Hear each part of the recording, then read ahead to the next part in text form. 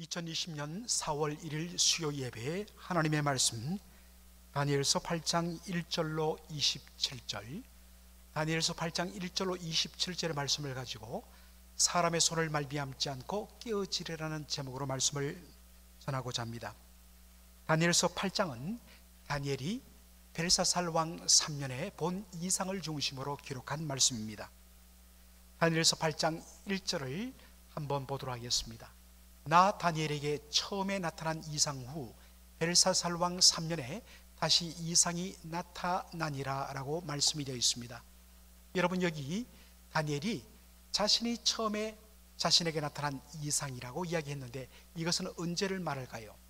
다니엘서 7장 1절을 보면 바벨론 왕 벨사살 원년에 다니엘이 그 침상에서 꿈을 꾸며 뇌 속으로 이상을 받고 그 꿈을 기록하며 그 일의 대략을 진술하니라 라고 되어 있습니다.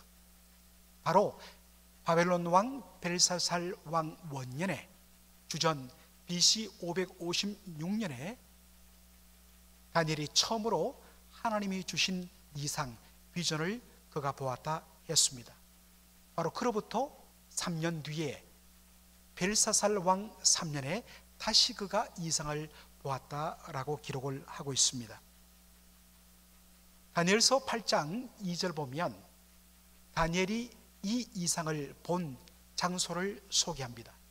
내가 이상을 보았는데 내가 그것을 볼 때에 내 몸은 엘람도 수산성에 있었고 내가 이상을 보기는 을레 강변에서니라.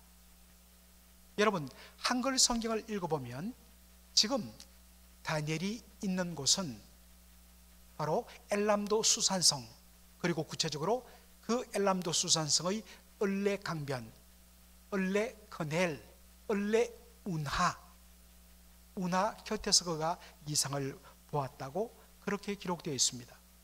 그런데 여러분, 사실 지금 다니엘은 어디에 있습니까? 다니엘은 바벨론 성의 벨사살 왕의 신하로 일을 하고 있습니다. 그리고 그가 살고 있는 이 바벨론에서 이 엘람도 수산성은 오늘날의 이란, 옛 페르시아의 겨울 왕국, 겨울 궁전이 있던 곳이 이 엘람도 수산성이었습니다. 바벨론이, 다니엘이 살고 있던 바벨론에서 그 페르시아의 수산성까지는 약 350km, 220마일 정도의 거리가 떨어져 있습니다. 참 놀라운 일이죠. 그의 몸은 여전히 바벨론 성에 살고 있는데 환상 가운데 그가 들러져 올라가서 지금 저 멀리 떨어진 페르시아의 엘람도 수산성 을레 강변에 있는 자신을 보게 된 것입니다. 다니엘서 8장 3절로 4절에 보면 그가 이상 중에 본 내용이 이렇게 기록되어 있습니다. 내가 눈을 들어 본즉 강가에 두 뿔 가진 수양이 있었는데 그 두 뿔이 다 길어도 한 뿔은 다른 뿔보다 길었고 그 긴 것은 나중에 난 것이었더라. 내가 본즉 그 수양이 서와 북과 남을 향하여 받으나 그것을 당할 짐승이 하나도 없고 그 손에서 능히 구할 리가 절대로 없으므로 그것이 임의로 마음대로 행하고 스스로 강대하더라. 여러분, 여기에 등장하는 두 뿔 가진 수양은 누구를 가리킬까요? 오늘 다니엘서 8장을 보면 8장 20절에 가브리엘 천사가 다니엘에게 이 두 뿔 가진 수양의 정체를 이렇게 해석해 줍니다. 다니엘서 8장 20절, 네가 본 바 두 뿔 가진 수양은 곧 메대아와 바사 왕들이라 라고 그렇게 소개하고 있습니다. 오늘날의 이란 지역을 중심으로 일어난 강대한 두 왕국이 메대와 바사, 메디아 앤 페르시아였습니다. 원래는 메대가 더 큰 왕국이었고 바사, 페르시아는 이 메대 왕국에 속한 속국이었습니다. 그런데 주전 550년에 고레스 왕이 등장하면서 페르시아의 고레스 왕이 강대해져서 더 큰 나라였던 메대 나라를 복속시켜 버립니다. 그리고 이 두 나라를 합쳐서 미디아 앤 페르시아 킹덤을 세웁니다. 메데바사 왕국을 세웁니다. 그리고 이 메데바사 왕국은 서와 북과 남을 향하여 들이받았는데 그것을 당할 것이 없었다, 이렇게 기록합니다. 여기에 서란 것은 바로 헬라, 그리스를 말하고, 북은 리디아, 오늘날의 터키가 있는 소아시아를 의미합니다. 그리고 남이란 것은 바로 저 남쪽 애굽을 이야기합니다. 서와 북과 남을 향하여서 그 세력을 확장하는데 그 누구도 이 두 뿔 가진 수양으로 묘사된 페르시아 나라를 감당할 어떠한 세력도 없었다는 말씀입니다.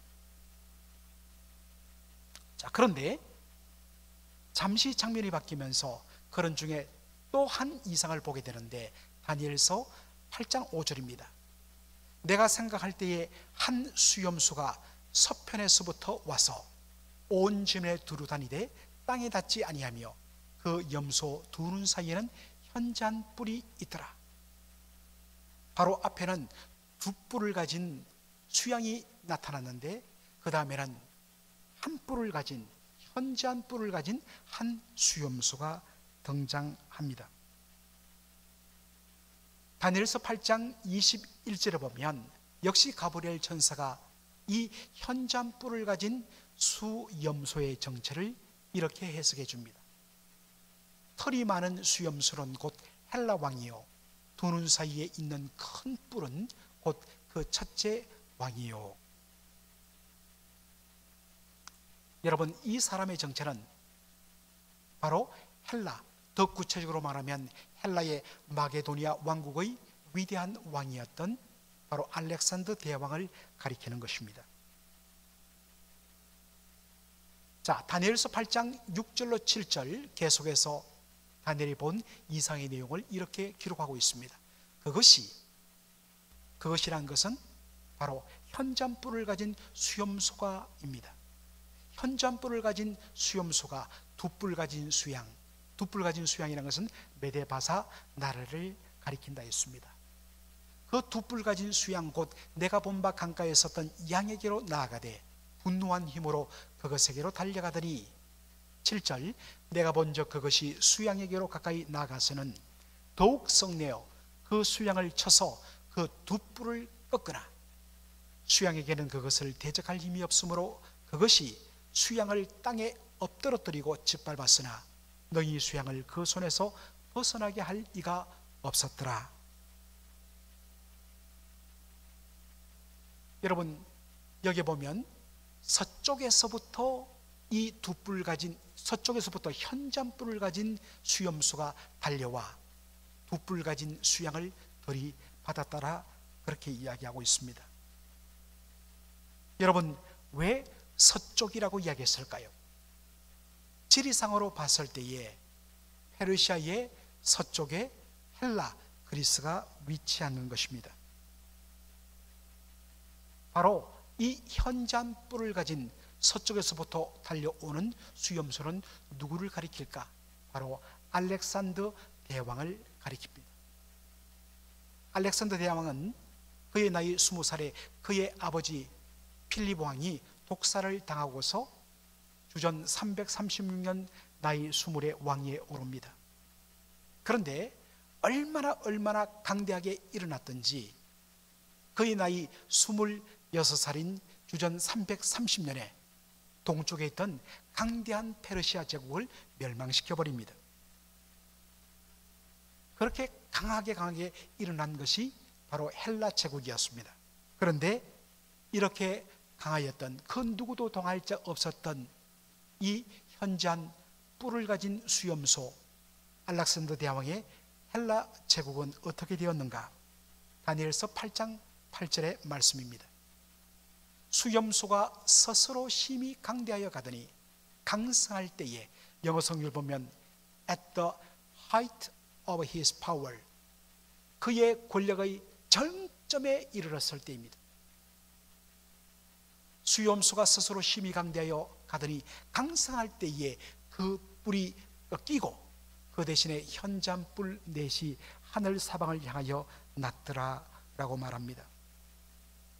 정말 세상에 무서울 것 없이 인도로부터 시작해서 저 남쪽 애굽까지 전 세계를 제패해가던 이 알렉산더 대왕이 주전 323년에 동방 원정을 갔다가 돌아오는 길에 모기에 물려 말라리아로 그만 죽고 맙니다. 그의 나이 34세였습니다.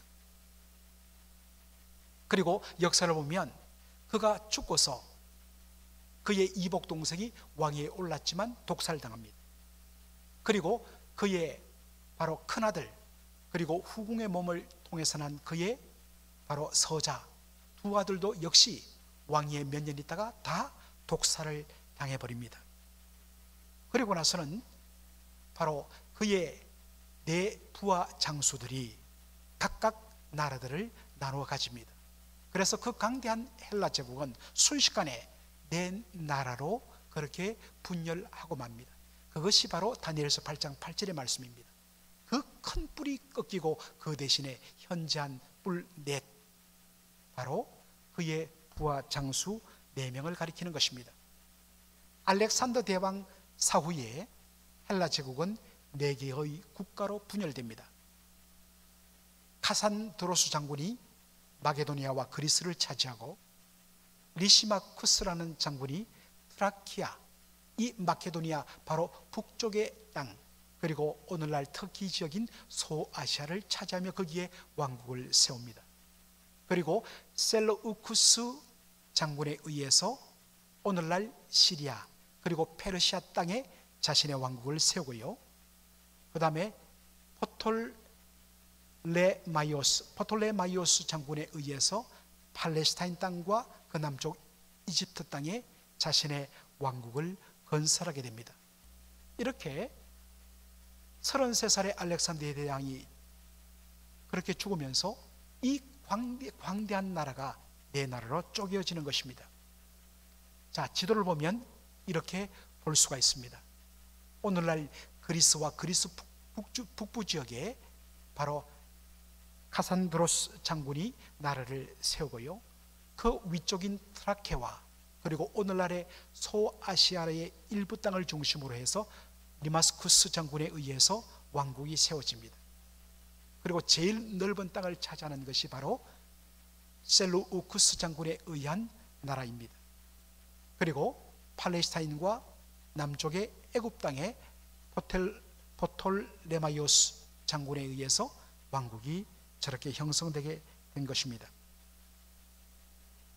자, 이렇게 환상을 보고 나서 시기적으로 그 다음 8장 9절을 보면 확 후대로 내려갑니다. 그중 한 뿔에서 또 작은 뿔 하나가 나서 남편과 동편과 또 영화로운 땅을 향하여 심히 커지더니 라고 되어 있습니다. 여러분, 여기에 그중 한 뿔은 바로 알렉산더 대왕 사후에 나라가 4장군에 의해서 4분이 되는데 그 중에 한 뿔, 바로 셀루우쿠스 왕국을 뜻합니다. 이 셀루우쿠스 왕국 중에서 작은 뿔 하나가 났다고 하는데 여기에 작은 뿔은 바로 안티오쿠스 에피파네스 4세입니다. 안티오쿠스 에피파네스 4세는 주전 175년부터 163년 사이에 왕위에 있었던 그런 왕이었습니다. 이 안티오쿠스 에피파네스는 자신의 조카, 형의 아들을 독살시키고 그가 왕좌를 차지합니다. 일종의 시리아의 수양대군 같은 존재입니다. 그리고 그가 남편과 동편과 영화로운 땅을 향하여 심히 커졌다. 이 말은 뭐냐? 남편은 바로 애굽 땅입니다. 그리고 동편은 페르시아 땅을 가리키는 것입니다. 그리고 영화로운 땅은 바로 이스라엘 유대 땅을 가리키는 것입니다. 그 땅을 향하여서 완전히 세력을 확장했다 하는 것입니다. 특별히 이 안티오쿠스 에피파네스 4세가 행했던 악행이 다니엘서 8장 10절로 12절에 이렇게 기록되어 있습니다. 역시 다니엘이 이상 중에 본 것입니다. 그것이 하늘 군대에 미칠 만큼 커져서 그 군대와 별 중에 몇을 땅에 떨어뜨리고 그것을 짓밟고 11절 스스로 높아져서 군대의 주제를 대적하며 그에게 매일 드리는 제사를 제하여 버리고 그의 성소를 헐었으며 12절 범죄함을 인하여 백성과 매일 드리는 제사가 그것에게 붙임 바 되었고 그것이 또 진리를 땅에 던지며 자유로 행하여 형통하였더라. 시기적으로 봤을 때에 다니엘이 살던 그 시대보다 약 400년 뒤에 장차 일어날 이 사건을 미리 이상을 통하여 하나님께서 보여주신 것입니다. 이 안티오쿠스 에피파네스 4세가 행한 일이 뭐냐면 그가 주전 169년에 이집트에서 애굽 땅에서 로마 군대와 전투를 하게 되는데 거기서 대패를 하게 됩니다. 치욕적인 패배를 당하고 다시 위쪽으로 올라오면서 시리아로 귀환하는 길에 예루살렘에 들려서 예루살렘 성전을 약탈해버립니다.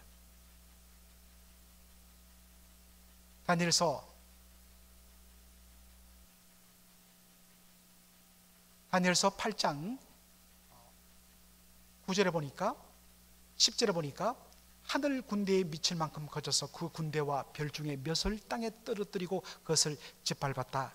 여기 하늘 군대란 것은 하늘의 천군 전사를 가리키는 것이 아니라 바로 하나님의 군대, 곧 하나님의 백성, 이스라엘 백성들을 뜻하는 표현입니다.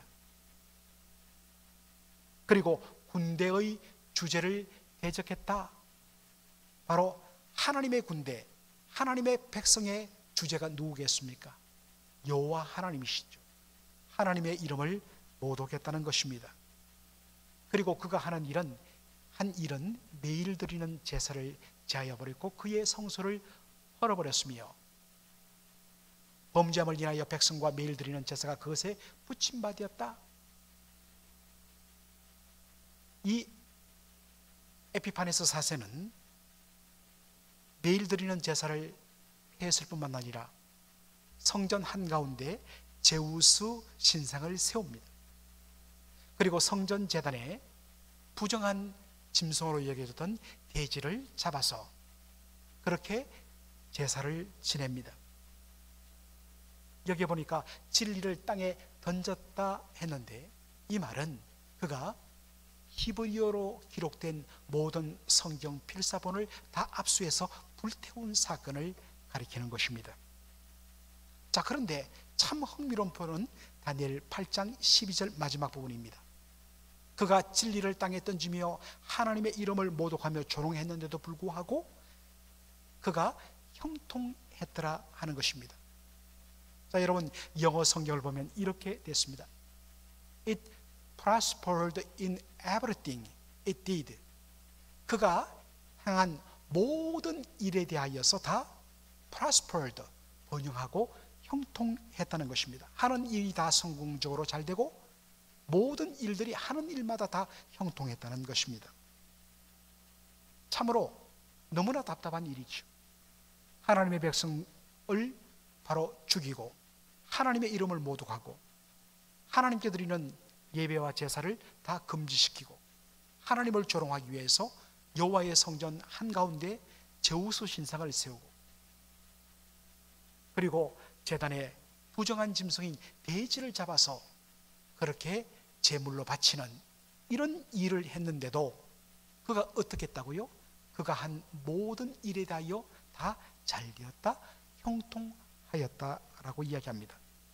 그러면 이 기막힌 일들이 언제까지 계속될 것인가? 다니엘서 8장 13절입니다. 내가 들은 저 거룩한 자가 말하더니 다른 거룩한 자가 그 말하는 자에게 묻되 이상에 나타난 바 매일 드리는 제사와 망하게 하는 죄악에 대한 일과 성소와 백성이 내어준 바 되며 짓밟힐 일이 어느 때까지 이를꼬. 자기가 봐도 너무나 안타까운 것입니다. 그래서 질문합니다. 언제까지 이 일이 계속될꼬? 14절에 그가 내게 이르되 2300주야까지니 그때의 성수가 정결하게 함을 입으리라 하였느니라. 여기 2300주야 하나님의 성전을 모독하며 이 못된 짓을 하던 이것이 언제 끝날 것인가 했을 때 2300주야까지 계속될 것이며 그때에 성소가 다시 정결하게 될 것이라 이야기합니다. 학자들에 따라서 이 2300주야를 다양하게 해석합니다. 문자 그대로 2300일로 해석하는 학자도 있고 2300 저녁과 아침 이것을 반반으로 나누어 1150일로 해석하는 학자들도 있습니다. 후자를 가지고 계산해 보면 이 에피파네스 4세가 하나님을 모독하며 조롱하기 위해서 성전 한가운데 제우스 신상을 세운 때로부터 나중에 마카비에 의해서 성전이 다시 회복되고 성전이 청결하게 되는 바로 그때까지 그 기간이 약 1150일 정도 되는데 학자들은 바로 이렇게 해석을 합니다.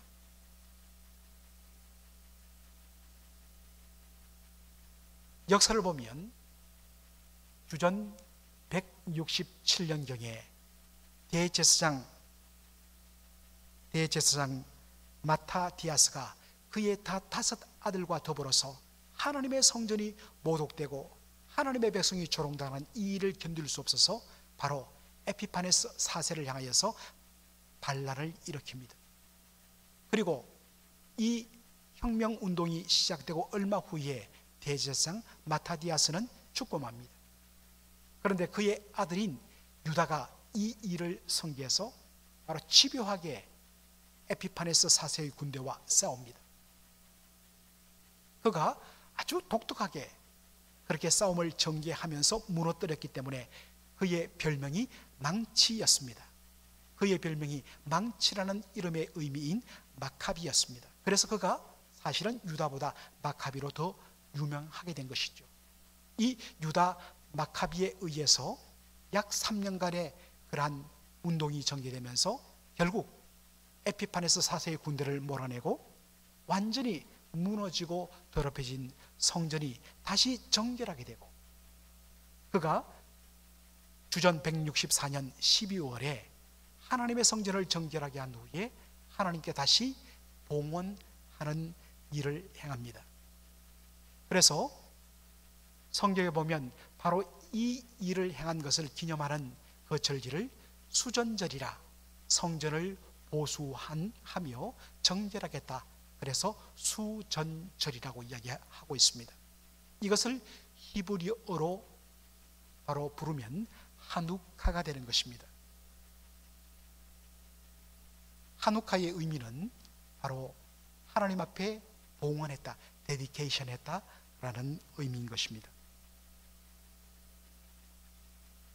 다니엘서 8장 이 이상은 앞으로 일어날 일, 앞으로 페르시아 제국에 의해서 세상의 역사가 주도되고 또 헬라 제국에 의해서 세상이 주도되다가 그 중에 한 분파인 이 시리아의 안티오쿠스 에피파네스 4세에 의한 그러한 망동들에 대하여서 미리 보여주는 말씀입니다.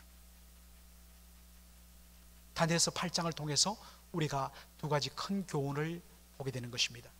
첫째는 세상 나라의 유한함과 하나님 나라의 영원합니다. 이것은 다니엘서 전체를 관통하는 중심 주제이기도 합니다.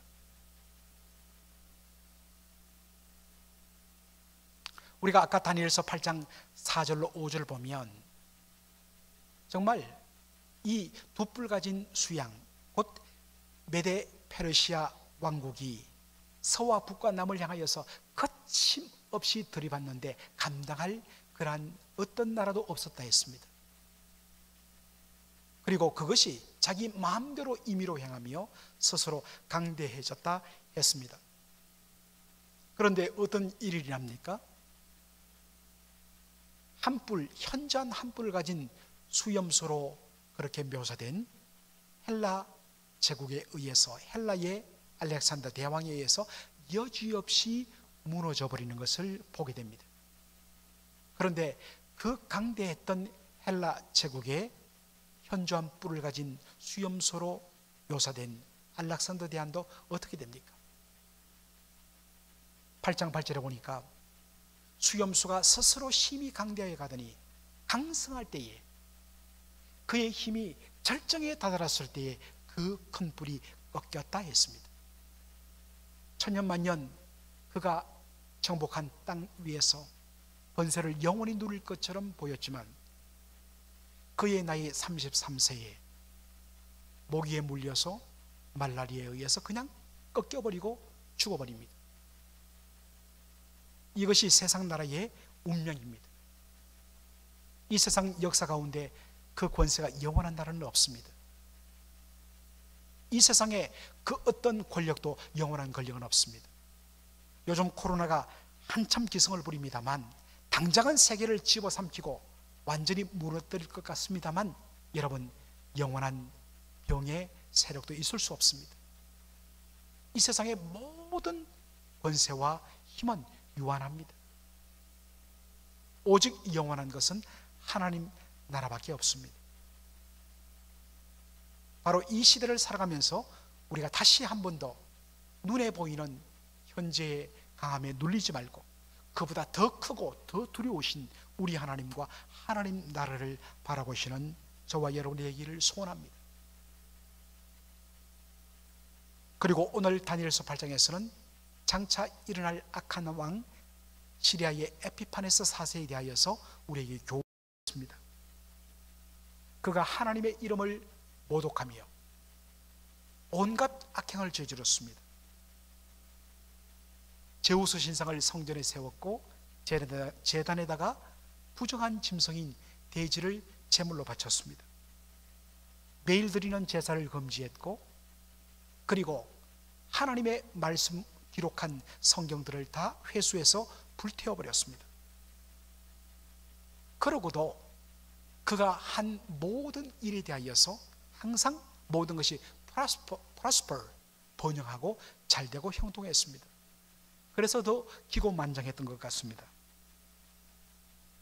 그런데 그의 결말이 어떻게 묘사됩니까? 다니엘서 8장 25절에 이렇게 기록되어 있습니다. 그가 사람의 손을 말미암지 아니하고 깨어지리라. 그가 모든 악행을 행하고도 모든 일에 형통한 것처럼 보였던 이 에피파네스 4세의 마지막은 사람의 손을 말미암지 않고 그가 깨어지리라. 에피파네스는 주전 163년에 원정에서 돌아오다가 그도 역시 말라리아에 걸려서 그냥 순식간에 죽고 맙니다. 이 에피파네스 4세는 그리고 그가 행한 일은 바로 말세에 일어날 짐승 요한계시록에 소개된 적 그리스도의 바로 상징인 것입니다. 오늘 이 시대도 그리고 모든 역사의 순간순간마다 주님의 이름을 모독하고 주의 백성들을 핍박하며 그리고 진리를 향하여 대적했던 그러한 세력들 당장은 형통하게 보였습니다. 그리고 하나님 나라의 백성들, 하나님의 거룩한 성도들은 늘 힘없이 당하는 것처럼 보였습니다. 그러나 그들이 기고만장할 때에 순식간에 주님의 손에 의해서 사람의 손을 말미암지 않고 깨어지리라, 무너진다는 것입니다. 그러므로 사랑하는 성도 여러분, 바로 성도가 어떻게 이 땅을 믿음으로 살아가야 하는가를 보여주는 바로 말씀의 교훈이 다니엘서 8장에 들어 있습니다. 믿음으로 거룩하게 의롭게 살아갈 때 어떨 때는 손해를 더 봅니다. 그리고 악으로 살아가는 사람이 덜 잘 되는 것처럼 보이는 것도 현실입니다. 그러나 여러분, 이것 때문에 우리가 속아 넘어가서는 안 됩니다. 형통하게 보이던 그 악한 세력들은 마침내 무너집니다. 그리고 하나님께서 하나님의 백성을 마침내 세우십니다. 이 교훈 앞에서 우리가 이 시대를 두렵고 떨림으로 오직 영원한 하나님 나라를 바라보며 주의 말씀으로 위로를 삼으며 묵묵히 성도의 길을 걸어가는 저와 여러분 되시기를 주의 이름으로 축원합니다.